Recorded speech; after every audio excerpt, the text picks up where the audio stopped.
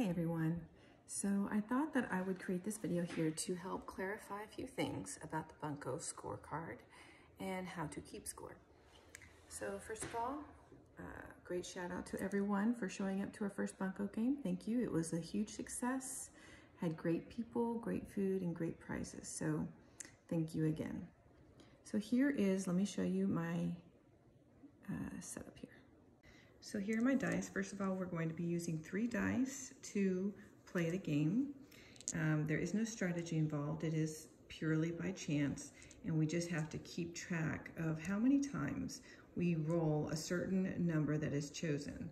So the way that we know what we're rolling is, so even though it says round 1, this really means the first game, okay? And we're gonna go from left to right.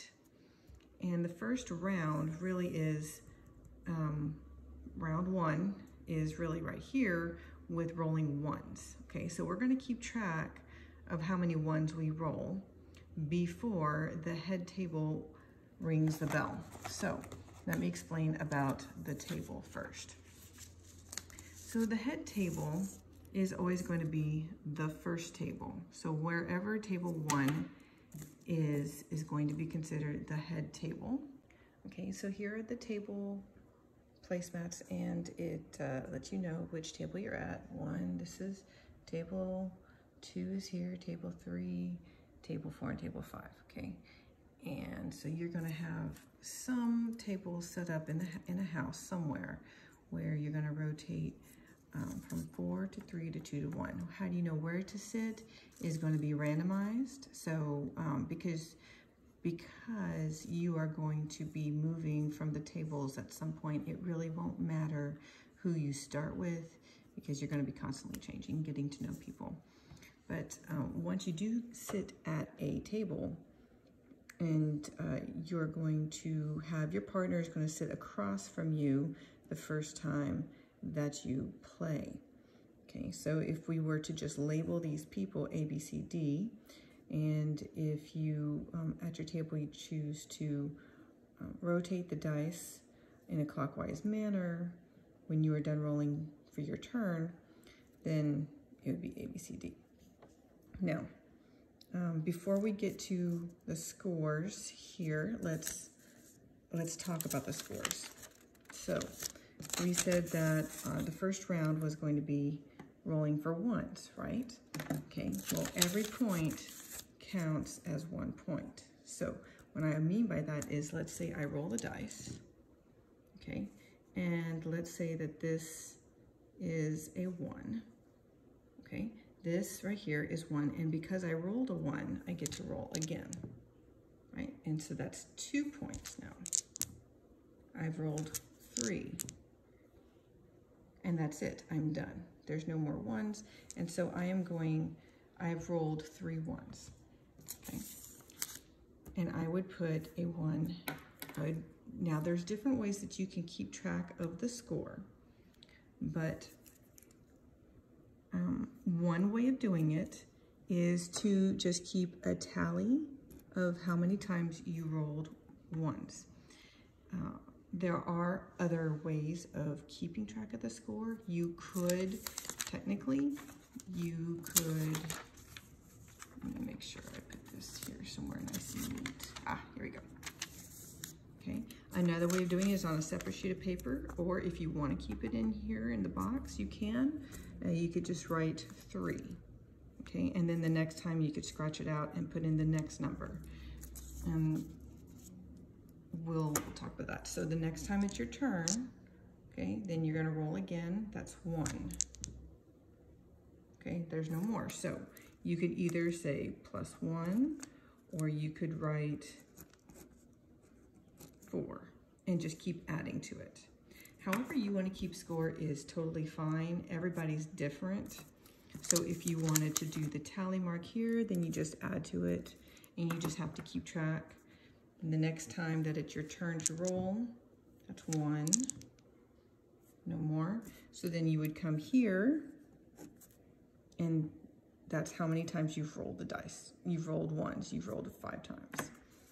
If you came here, you wanted to just add to it, then you've only rolled one more, so 1 plus 4 is 5. Or if you wanted to keep track of how much you rolled each time, you could do it this way. Notice if you write the numbers out, it's going to take more space inside the box. It is doable. It was tried. I've done several trial efforts. So here I tried it this way. It does take up a little space. The pluses kind of get a little confusing, but again, it just depends on your handwriting and what you feel comfortable with. So I just wanted to show different options. We will have little sketch pads out for each individual person inside of these baskets here, so that you will have the option of how you want to keep track of your score. Really what is most important is being able to keep track of your wins, your losses, and your buncos. And you're gonna fill this out last when the night is over, so we can tally everything up and find out who receives a prize. So in the very first game, okay, when you're done and you keep track of your partner's scores, when you've added it all up, you want to go ahead and put your individual score inside this box somewhere. So here is an example of someone that did tally versions and they received 11 points. This is basically 5, 10, 11. These little ticks right here, I was trying out, it wasn't working for me. But I received 11. And then my partner, so this is person A, and then my partner C, okay, they received a bunco. So what is a bunco? Let's go over that really quick. A bunco is if we are on round 1, okay, and we're rolling for ones, a bunco is going to be where you have 3 of the same kind of the session you're on. So if we're in session 1, really I like to try to use the right words here. So if we're in session 1, then that means I have 3 of these. That's a bunco. This is worth 21 points. And we write it to keep track of our buncos because we are using this as prize-worthy. Excuse me. Prize-worthy. Our buncos are going to be kept track with capital and lowercase letters. However, so this person received 21 points. So this is 21, 22, 23, 24. They rolled a total of, well, what looks like 4 times. But they received 24 points because of that bunco. And really the scoring is important to find out whether or not you're going to move to the table. We're not going to give a prize for highest and lowest score. We don't have enough money for that if we want to make the prizes worthy enough, because we're only doing $5 each. If later on the group decides that we want to increase the prize, the entrance fee from $5 to $10, it might make things a little bit easier to include a highest and lowest score prize. But for the moment, for $5, it really kind of works with just the 4 prizes that we have, which is the highest number of wins, the lowest number of, the highest number of wins, who has the highest losing amount of loses, and who has the highest number of buncos. And then we have one that's actually called even Steven, if you have the equal number of wins and losses. So when we go for keeping track of if we win or lose, you're going to take your score of 11 and your partner's score of 24, and you're going to add them together. So this is going to be 35. So I'm going to write a 35 here. And then if I look for person B and D, okay, my person B had 14 and they kept tally this way. So that's here 14. And however you want to just mental math it, as once you guys have tallied up your own score, is probably going to be the fastest way of doing it. They had 10. So 14 plus 10. This is a visual basically so that you can understand what we're doing here. Is 24. So this team had 35, this team had 24, so these guys won. So person A would circle a W, and person C would circle W, and then person B would circle an L, and person D would circle an L. So the goal of the tables is to try to get to the head table so you can ring the bell. And the difference is with the winners and the losers. So if you are at table 1, you want to stay at table 1 so you can ring the bell. That's really what it is. So if you won and you're at table 4, you get to move to table 3 to get to the head table. That's the goal. So if you're winning, you get to move. If you're at the head table and you won, you're going to stay put. The losers are going to relocate, and table 1 goes back to table 4, whoever the losers are. So that's the only difference. Okay, so if you're at table 1 and you won, you get to stay put.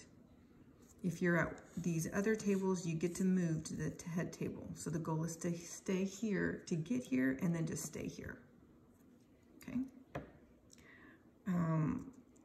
Now let's say we move on to session 2, where we are going to roll for 2s. Okay, so it's my turn. I roll. That's 1 point, not 2 points. 1, 2, 3, and that's it. Now, just to be clear, you're only going to count the number of rolls you've selected. So if it's round 2 and we rolled 3 2s, you're not going to do 2, 4, 6. This is 1 point each. Everything's going to count as 1. You're not going to do any mental math on the numbers as we switch. Whoops. See, I'm already going backwards. Okay, so then this is going to be 1, 2, 3. And you're just going to keep track as you did before. You're only going to find out how many times did you get that. So when it's my turn again, 1, I have 1, so I'm just going to keep track this way. When the game is over for 2s, when the session is over for 2s, so I'm just going to, okay, 1. Oh, did you see that, by the way? Let me go back. When we had the 3 5s, that is a baby bunco, okay?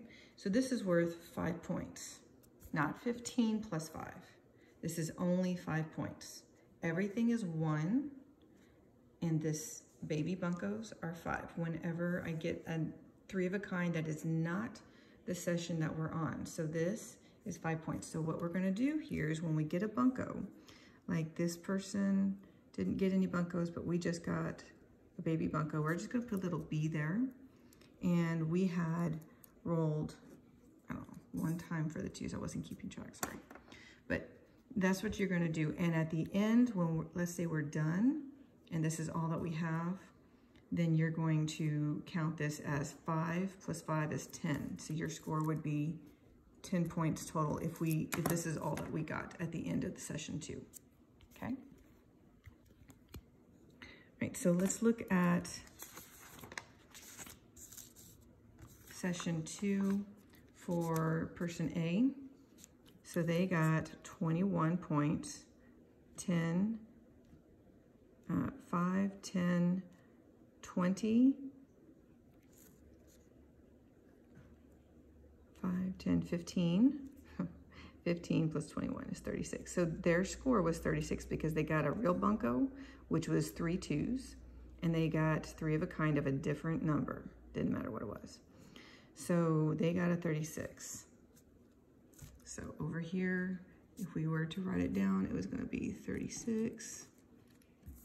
And then their partner, they got 5, 10 plus 3 is 13. So that's their score.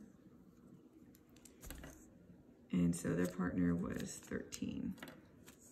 So 36 plus 13 is 49. So whoever their partner was at that time, right? So whoever was sitting across for them. There is one more thing we need to say about rolling buncos. So if you happen to roll a big B bunco, or if you roll a baby bunco, you're going to count your points, you're going to write your capital B or your lowercase b onto your paper, but then you get to roll again, okay, to give yourself another opportunity to get more of those one-pointers or another bunco if possible. Okay, so just keep track or write it down immediately and then roll again, but just make sure that you are giving yourself another roll of the dice after you've gotten that bunco. So there is one thing that we need to mention when we are relocating to a new table. As we move from one table to the next, regardless if it's from the head table to table 4, or if we're going from 4 to 3, 3 to 2, 2 to 1, whoever is moving, well, let's put it this way. If you stay at the table when it's time, one of these two people have to move to the side. You cannot remain the partners for the next session. So from moving from session 1 to session 2, you cannot stay with the same partner if you are staying at that table. Same thing as you are moving. If you are from B to D, when these two partners come over, they cannot be, let's say C has to move here, and B and D are no longer partners from over here. From 1 to 2, 2 to 3. So as you relocate, you must change partners for the next session. You must have a new partner for the next session. Okay, so that's pretty much it. Just a review. Everything counts as 1 point. We are only counting how many we roll of the certain selected number. So that's what this is. And then the baby buncos count as 5. If you roll 3 of a kind and this is a baby bunco, this does not count as 20 points. Okay, this is only 5 points. 3 of a kind of this is 5 points only. This is not 9 plus 5.